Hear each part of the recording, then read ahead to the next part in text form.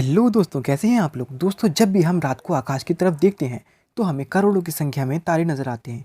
लेकिन क्या आपने कभी उन तारों को देखकर यह सोचा है कि करोड़ों की संख्या में मौजूद तारों को आखिर किसने बनाया होगा?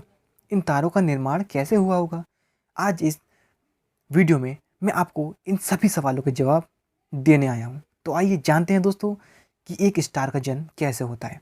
दोस्तों, तारों को आसमान में देखना जितना अच्छा लगता है, उससे कहीं ज़्यादा तारों के बनने की कहानी आपको अच्छी लगेगी।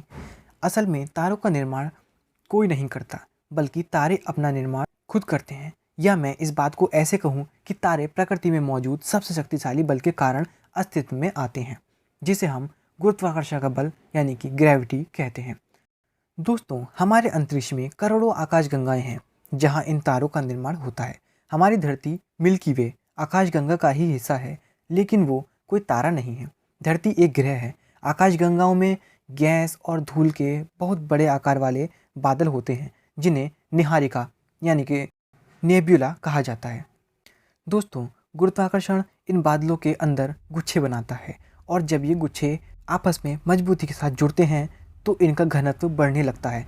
घनत्व से मतलब है कि कोई वस्तु आपस में कितनी मजबूती से बंधी है। गैसों के ये गुच्छे अपने केंद्र से लगातार गर्म होने लगते हैं और उनके केंद्र का तापमान कई लाख डिग्री तक पहुंच जाता है, जिसके बाद बादलों के अंदर रासायनिक अभिक्रियाएं होने लगती हैं। हाइड्रोजन के परमाणु आपस में मिलकर हीलियम का निर्माण करते हैं।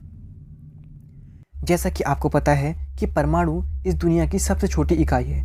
हम गैसें, धूल और इस ब्रह्मांड में मौजूद हर एक चीज़ परमाणुओं से मिलकर ही बनी है। दोस्तों, जब हाइड्रोजन के परमाणु हीलियम का निर्माण करते हैं तो इस प्रक्रिया को हम संलयन यानी कि न्यूक्लियर फ्यूजन कहते हैं।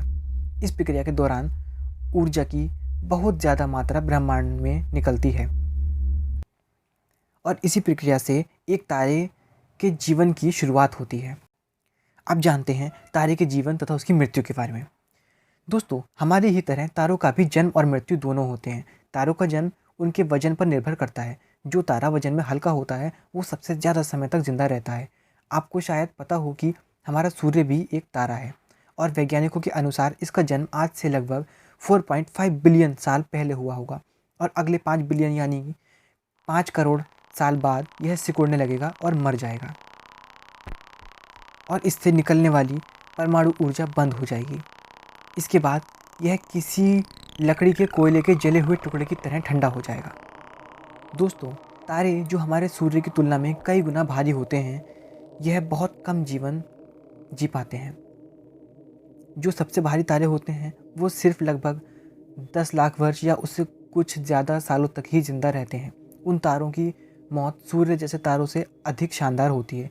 जब तारा धीरे धीरे ठंडा होकर लाल रंग में बदलने लगता है तो केंद्र में मौजूद हीलियम कार्बन में और कार्बन भारी पदार्थ जैसे लोहे में परिवर्तित होने लगता है। तो इसके फलस्वरूप तारे में तीव्र विस्फोट होता है, जिसे वैज्ञानिक सुपरनोवा कहते हैं। दोस्तों, आपको जानकर हैरानी होगी कि हम भी इस तारे की धूल से ही बने हैं। दोस्तों, क्या आपने कभी सोचा है कि पृथ्वी पर मौजूद सभी निर्जीव और सजीव का निर्माण किस चीज़ से हुआ है? दरअसल हम जिन रासायनिक तत्वों से मिलकर बने होते हैं उन सभी का मूल तत्व कार्बन है, और यह कार्बन हमें तारे के अंदर मौजूद हीलियम के परमाणुओं के द्वारा बनाई गई कार्बन से ही मिलता है। ये ज़रूर आपको थोड़ा अजीब लगा होगा। तो दोस्तों, इस बारे में आपका क्या कहना है? नीचे कमेंट करके ज़रूर बताएं, और आपको अगर इस पर और डिटेल में वीडियो चाहिए तो आप कमेंट करना, मैं डिटेल में वीडियो भी ला दूँगा। ठीक है दोस्तों, तो आज की वीडियो में बस इतना ही। मिलते हैं नेक्स्ट वीडियो में। Thanks for watching.